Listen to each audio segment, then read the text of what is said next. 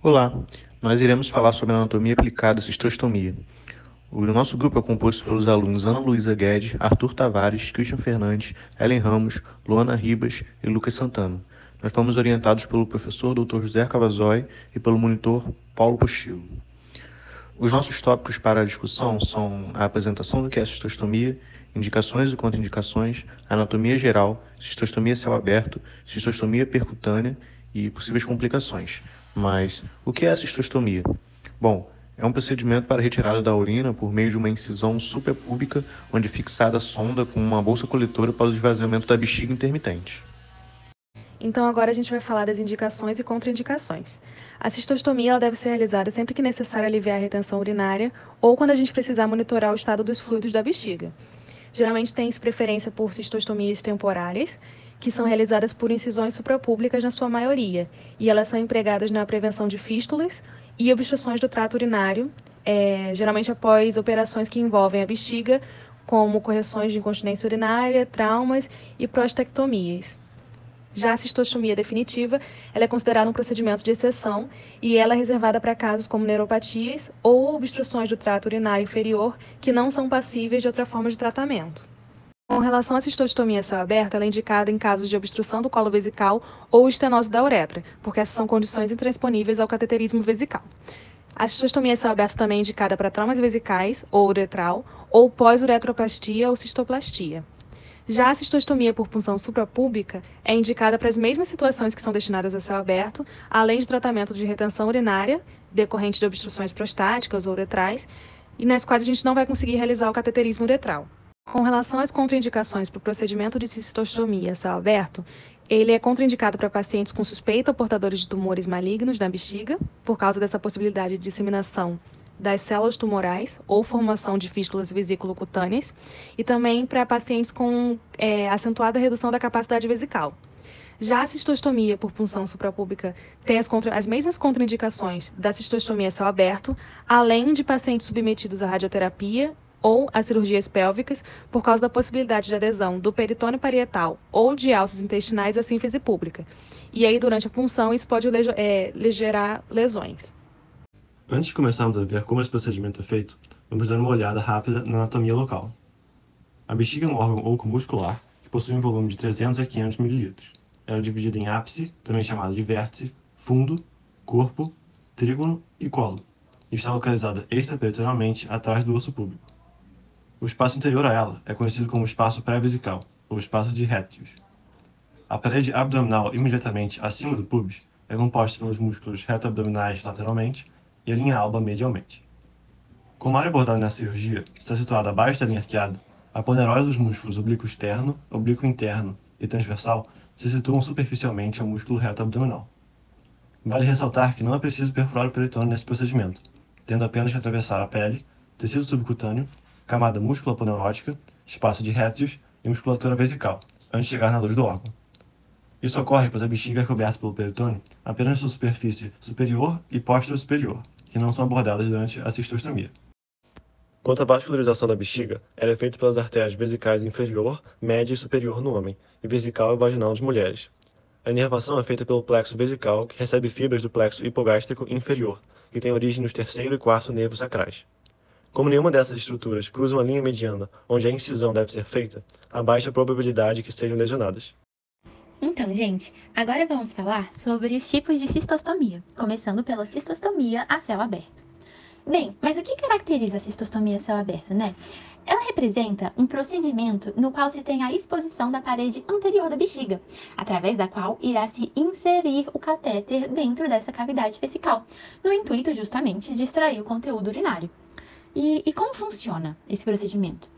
Bem, após a anestesia e a esterilização feitas de forma adequadas, faz uma incisão na linha mediana acima da sínfise púbica, de cerca de 4 centímetros. Além dessa incisão na linha mediana, também pode ser feita a incisão de Pfannster, que nesse caso é uma incisão transversal. Depois, vamos ter a abertura da aponeurose do músculo reto abdominal com afastamento lateral e posterior abertura da fáscia perivesical. Então, realiza-se a manobra de Guyton, por meio da qual você vai fazer o deslocamento dessa gordura que recobre a bexiga e do peritônio em direção cranial, com o auxílio de uma gaze dobrada, como a gente pode ver na figura. Depois disso, vamos fazer a passagem de dois fios cirúrgicos, de ambos os lados da linha mediana e em um ponto relativamente alto na parede vesical. Um leve tracionamento desses fios precede a abertura da parede vesical. E aí o tamanho dessa abertura deve ser suficiente para a passagem do catéter, mas na literatura recomenda-se cerca de 1 centímetro. Então, colocam-se 2 pinças nas bordas da abertura, tracionando-as lateralmente para a introdução do catéter. E com o catéter devidamente colocado, faz-se uma sutura denominada sutura em bolsa ao redor do catéter, visando evitar o extravasamento de urina ao redor dele. E bem, depois disso, se a cistostomia for permanecer por um período relativamente longo, é recomendado fixar a parede anterior da bexiga na parede do abdômen, passando também fios de tração pela bainha do músculo reto anterior. Mas isso não é obrigatório. Depois de conferir se está tudo certo com o procedimento e com o paciente, fecha-se a aponeurose do músculo com pontos separados, de preferência com fio absorvível, para exteriorização do catéter. E, por fim, o sucesso da nossa cistostomia a céu aberto. A cistostomia também pode ser feita por técnicas percutâneas. Elas são as mais comuns, pois são mais simples, mais rápidas e menos invasivas, mas, como já dissemos, são contraindicadas caso o paciente já tenha passado por cirurgias pélvicas, por exemplo, pois o peritônio pode ter se aderido à síntese púbica. Ao contrário do método a céu aberto, em que cada camada é abordada sequencialmente até chegar ao lumen vesical, a bexiga não é visualizada diretamente nessas técnicas. Por isso, é fundamental que ela esteja cheia, empurrando o peritônio superiormente, e que a sua localização seja confirmada com ultrassom ou com uma agulha, para minimizar o risco de atingir o órgão errado. Uma das técnicas percutâneas é a de Seldinger, em que se insere uma agulha através da linha alba e da parede anterior da bexiga, a partir de uma pequena incisão na pele ou diretamente através da pele. Observando a saída de urina, confirmando o acesso correto, coloca-se um fio guia e depois o catéter. Nessa fluoroscopia, também vemos a injeção de um contraste para evidenciar a bexiga e confirmar a localização correta tanto do fio guia no início do procedimento, quanto do catéter no final. Outro método percutâneo consiste no uso do trocar. Após confirmar a localização com ultrassom ou drenagem de urina por uma agulha, o trocar é usado para puncionar a linha alba e a parede da bexiga, também a partir de uma incisão ou diretamente através da pele. Em seguida, o catéter é introduzido por dentro da bainha do trocar, que depois é removida. Também existem técnicas percutâneas híbridas, com o trocar podendo ser colocado com auxílio do fio guia, por exemplo. Vale ressaltar que a agulha e o trocar devem ser inseridos voltados mais inferiormente, em direção à pelve, em um ângulo de 50 a 60 graus com a superfície abdominal, para maximizar as chances de um acesso bem-sucedido. Olá, agora nós vamos falar sobre as complicações desse tipo de cirurgia. Para isso, vamos dividir essa apresentação em complicações da cirurgia a céu aberto e complicações da cirurgia percutânea. Vamos começar falando sobre as complicações da cirurgia a céu aberto. Infecção de sítio cirúrgico, que é a infecção que ocorre no local de cirurgia, pode resultar desde o aumento do tempo de internação até, dependendo do nível de gravidade, ao óbito.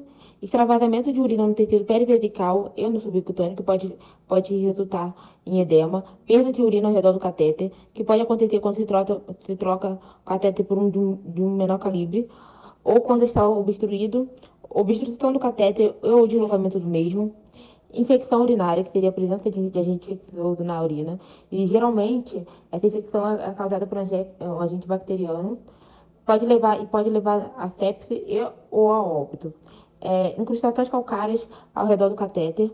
E, no caso da cirurgia percutânea, pode resultar, além das complicações ditas no slide anterior, perfuração do peritônio e ou da alça intestinal. No caso do peritônio, pode levar a peritonite, que seria a inflamação do peritônio.